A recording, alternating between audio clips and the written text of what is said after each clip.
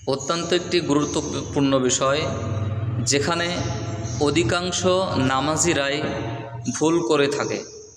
তাকবীরে তাহরিমা বলার সময় আল্লাহু আকবার যখন আমরা উচ্চারণ করি, অধিকাংশ মানুষেরই আকবার অর্থাৎ ক এর স্থলে গ চলে আসে।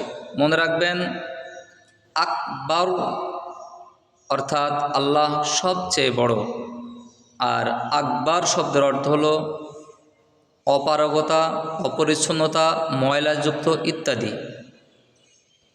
হ্যালো ভিউয়ার্স, খেয়াল করে দেখুন, আ ক আক বয়াকার রব্বার আকবার সহি, আ গ আগ বয়াকার রব্বার আকবার এটা ক্রস অর্থাৎ আকবার। কফ কাফের জায়গায় ক এর স্থলে গ অক্ষর যদি আসে তাহলে আপনার নামাজ বাতিল হয়ে যাবে।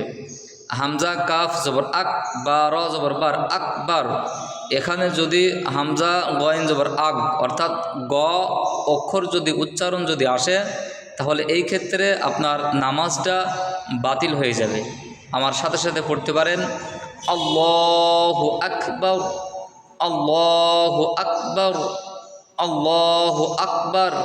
ভুল করেও যেন ক এর স্থলে গ উচ্চারণ না হয়, এই দিকে খেয়াল রাখবেন।